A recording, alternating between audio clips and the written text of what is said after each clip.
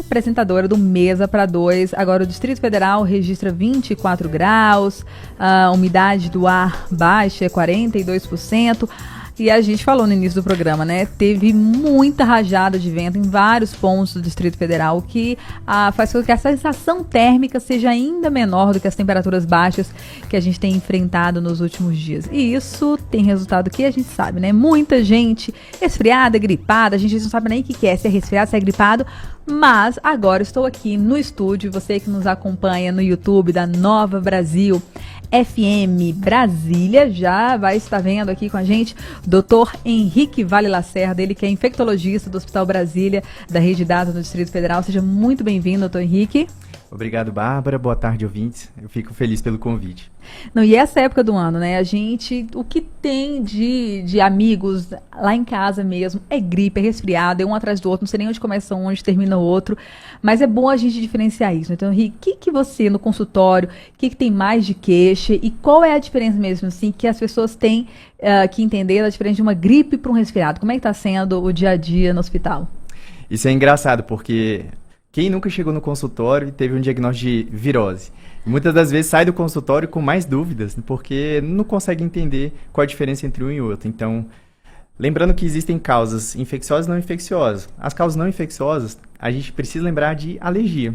Alergia é só uma resposta do nosso sistema imunológico exagerada quando a gente entra em contato com alguma substância que causa alguma inflamação. E aí, é sempre importante lembrar que quando a gente tem o contato com essas substâncias via respiratória, o paciente pode ter ali coriza, prurido nasal, que é a coceira na ponta do nariz, espirro, tosse, mas necessariamente não tem febre, e isso não é por causa de um agente infeccioso.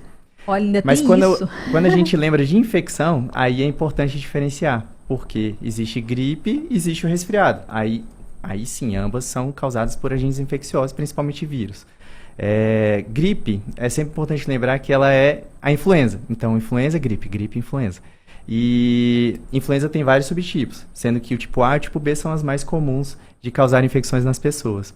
Já o resfriado aí que vem o pulo do gato, porque vários vírus podem causar resfriados. Então, desde adenovírus, rinovírus, metapneumovírus e até o SARS-CoV-2, que é o vírus da Covid-19. Olha só a diferença.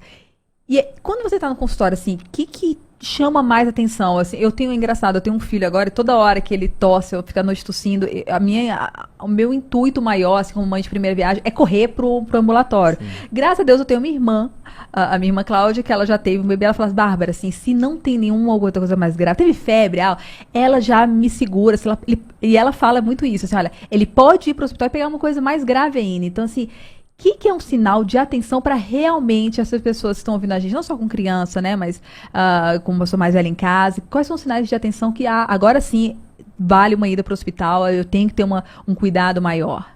Lembrando que o resfriado e a gripe, eles são autolimitados, então eles vão melhorar e ali num prazo de 7 a 10 dias. Lembrando que o resfriado tende a ser mais leve, e aí entre 4, 5 dias, a febre começa a passar. Já a gripe, a influenza, entre 7 a 10 dias ainda pode ter febre.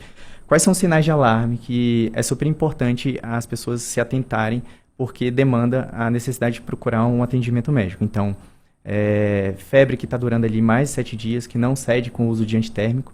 Além disso, confusão mental, sonolência, o rebaixamento do nível de consciência, pressão mais baixa, pele pegajosa, fria. Então, são sinais de alarme que é interessante um médico avaliar para ver se está evoluindo com uma possível forma grave de uma influenza, por exemplo. Numa criança, às vezes é uma dificuldade de respiração maior do que o normal, porque a gente também tem muitos casos disso. A gente faz parte de grupo de mães, né? Assim, bronquiolite para lá, bronquiolite para cá, bronquiolite o tempo inteiro. A gente mostrou também, né? Vários veículos de comunicação noticiaram como as UTIs estão cheias, né? São os sintomas que a gente consegue ver essa criança, que às vezes não consegue expressar, né? Que está com uma dor, que está com mal-estar, que é hora de ir para o pronto-socorro. Eu acho importante lembrar também, tocando no assunto, qual é a população de risco, né? que é importante ir para o pronto-socorro. Então, não só as crianças, principalmente abaixo de 2 anos, mas as pessoas acima de 65 anos, os pacientes que têm alguma doença crônica, então transplantado renal, transplantado de medula óssea, que tem alguma cardiopatia ou pneumopatia, por exemplo, anemia falciforme ou asma. Esses pacientes, quando apresentam uma dispneia, uma falta de ar que não melhora ao longo dos dias, é importante procurar o hospital porque pode estar evoluindo com uma complicação da infecção viral. E aí a complicação mais comum, ela pode ser só uma exacerbação de uma asma, a asma descompensou, está fazendo muito chiado no peito, ou o paciente pode evoluir com uma pneumonia em si, bacteriana secundária àquela infecção viral. Por quê?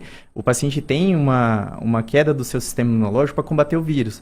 E aí o nosso corpo ele é colonizado por bactérias. Então, se a imunidade baixa, ele pode fazer uma infecção por uma bactéria secundária àquela infecção viral. Então, crianças, respondendo a pergunta, que normalmente ficam muito agitadas, começam a ficar muito sonolentas ou acabam não conseguindo comer direito, desidratando, diminui o débito urinário, ou a quantidade de xixi que faz por dia. E irritabilidade são os principais sinais e sintomas que precisa procurar o pronto-socorro para avaliação. Porque precisa ver se está acontecendo uma desidratação, que é uma coisa mais simples de resolver, ou uma complicação da infecção viral. Olha, sensacional. E quais são essa explicação é muito boa, assim, quais são essas questões que a gente tem que ver também de prevenção, para não chegar nesse grau, ou então até tentar evitar, é mais difícil, né, ambiente fechado, mas tentar evitar ter mais contato com esses vírus? Essa é uma pergunta comum que muito paciente chega no consultório perguntando: o que eu faço para aumentar a minha imunidade? São 3 remédios simples, é comer bem, dormir bem e fazer atividade física, é super fácil de fazer isso, né? Mas quando a gente consegue lembrar de medidas higiênicas e dietéticas, a gente consegue prevenir, ainda mais nessa época do ano, a infecção por doenças virais. Então, higienização das mãos com mais frequência, fazer, vai tossir ou vai espirrar, tentar colocar a mão e depois tocar em outra pessoa. É importante sempre higienizar. Outra coisa que nós precisamos lembrar é a vacinação. Então, hoje a gente tem vacina tanto para influenza, que é a gripe, né, como para Covid-19. E nós sabemos, hoje a literatura é bastante extensa no assunto, que além de prevenir algumas doenças, por exemplo, influenza, a gente previne formas graves de Covid-19, por exemplo. Então, a gente sabe que pacientes com a vacinação em dia, com as doses de reforço, principalmente da Covid-19, eles têm menos formas graves da doença. Então, a vacina é uma medida muito simples que a gente consegue prevenir hospitalização, forma grave, sequelas, e é super importante reforçar isso, principalmente para a população. É isso, né? Porque a gente, mas é só um resfriado, é só uma gripe. Tem sequelas, né, em alguns casos. E às vezes as pessoas até que não estão nesse grupo de risco, que podem ter uma sequela grande numa gripe maltratada, numa evolução do quadro da doença, que às vezes nem sabe que está com essa imunidade mais reduzida. O que a gente precisa lembrar, toda infecção ela pode ter uma consequência, ela pode ter uma complicação. Então, uma coisa que o pessoal pergunta bastante também eu posso ter uma gripe mal curada, um resfriado mal curado e evoluir com uma sinusite, uma pneumonia? Sim, essa é uma complicação possível. Olha. Não só em pacientes de grupo de risco, né? Mas você está vendo que os sintomas estão durando ali de 7 a 10 dias, ainda com muita secreção amarelada, febre que não passa com o antitérmico. É interessante ver se não tem uma sinusite, porque você pode fazer essa infecção bacteriana secundária ao processo viral. E isso tem que ser tratado. E aí entra o uso de antibióticos. E esse é engraçado, porque uma coisa que acontece muito é ir ao pronto-socorro, ganhar antibiótico, só que a maior causa de infecção respiratória é viral.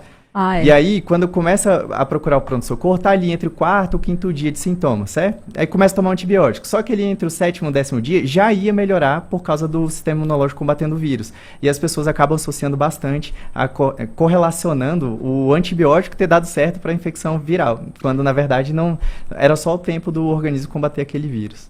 Isso é importante. A gente tem se discute muito, né, essa questão de medicar demais, né? Não deixar o corpo curar, principalmente. Isso tem efeitos menores, mas tem efeitos até maiores, de você criar resistência, e isso é um problema mundial, inclusive, né? Da resistência de bactérias super resistentes. Então, assim, essa medicalização exacerbada.